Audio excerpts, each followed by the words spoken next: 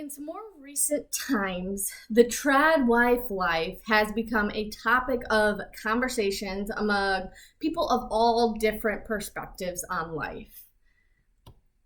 Let's talk about the TradWife life and why I think this might be making a comeback.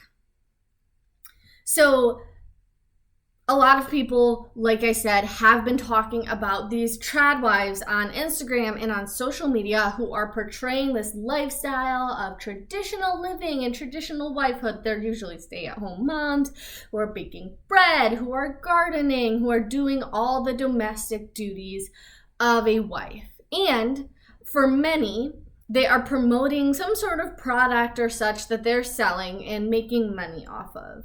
And so critics of the TradWife life are talking about it, and people who agree with the TradWife life are talking about it, and everyone's kind of seeing these people pop up. And I think a lot of people are sitting there and are like, this is toxic. We need to stop this. This is a degradation for women. Like, this is pushing them back 200 years, right? And then there's other people who are like, this is absolutely best. This is ideal. This is what I want for my life. Let's talk about why I think this trend is kind of popping up. One reason that I would say the TradWife life is popping up is because of the hard economic times. Less and less people are opting to be stay-at-home moms as women.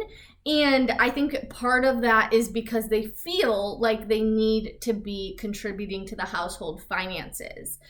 I think part of the reason that people are feeling this is because of the economic strain, but also because of the materialistic culture that we live in, that more, right? More in your career, more in your house, like have a bigger house. This like lifestyle where it's like you can't just live your life in a small little house and just have a little bit of land and do your thing. No, it always has to be more, it has to be bigger, it has to be better. So for both of those reasons, I think there's a lot of women working outside the home who want to be stay-at-home moms. Once they have their children, they realize, I want to stay at home with this baby. I want to care for my baby. I don't want to send my baby away to a daycare or some other facility. Like, I want to take care of the baby myself. But for whatever reason, whether they've not structured their lives in order to do that, or whether they have a severe economic strain, or if they're a single mom, like for whatever reasons, they aren't able to do that. I think because of that, the TradWife life, where they get to see these influencers who are kind of living their dream life, they get to follow these people. And because social media is so big and so many people follow other people on social media for the impact of being jealous of the life that they have, whether that's people who want to travel, following travel accounts, or people who want to, like following big house building accounts, if that's what you're into, or whatever it is. A lot of these women who do want to stay at home with their kids are following these women who are doing that and participating in that, and then kind of almost idolizing them to a place where it's like, oh my goodness, like this is what I would love to be. I know that for me, growing up, I always wanted to be a trad wife. When I say that, I just mean a traditional wife. I wanted to be a stay-at-home mom. I wanted to take care of my children, take care of my house, maybe do a little homesteading here or there. And it was just something that I always loved, always knew I wanted to do since my little baby brother was born. I'm like, I'm going to have a million little babies. I love him. It was fantastic. And I ended up, getting bees, getting goats, like doing these homesteading type things as I was a teenager and as I was growing. And I really did enjoy that type of a lifestyle. And that's something that I wanted.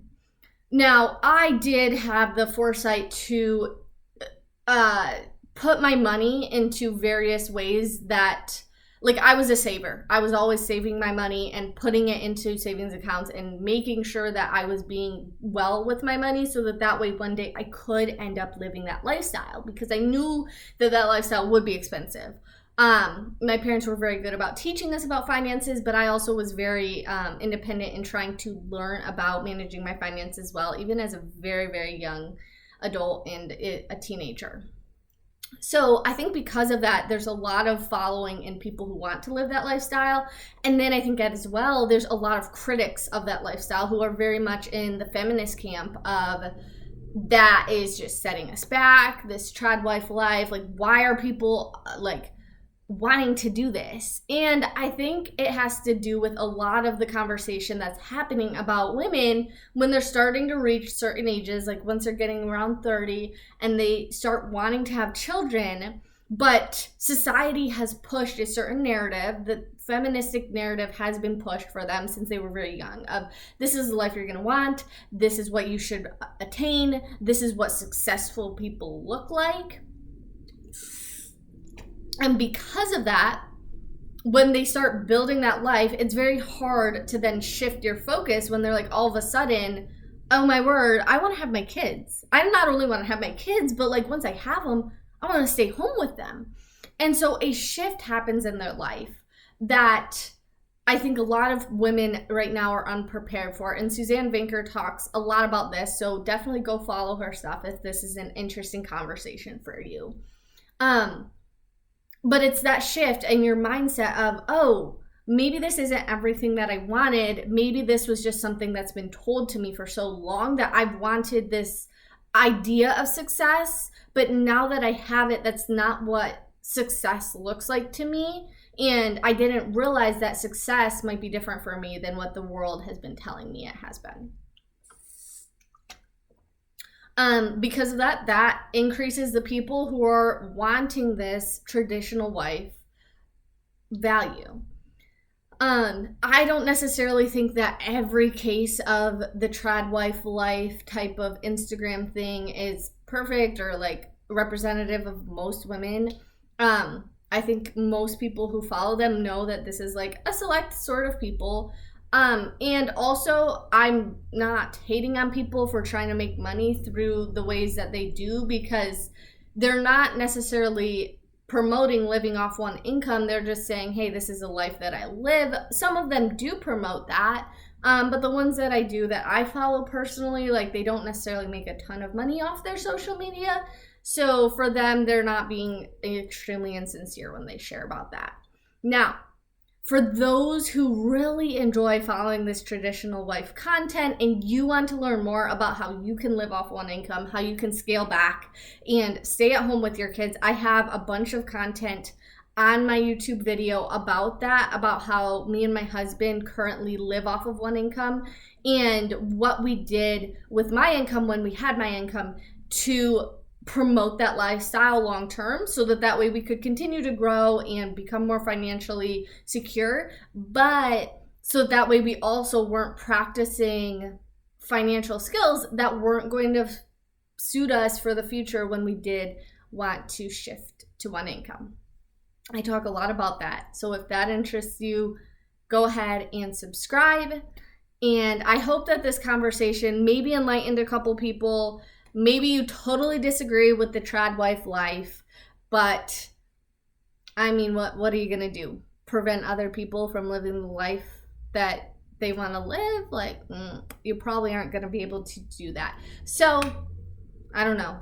Send in the hate, but I think in general, it likely is going to be better for our society rather than worse. And in most cases, not all, but in most cases, an influencer using their influence, just like any other influencer would, isn't necessarily just inherently wrong. It's what influencers do. And so I do think that the general public should expect that when they go onto Instagram and go on their social media sites of, okay, let's, use our brains when we're following people and not just expect that this is the reality for most people.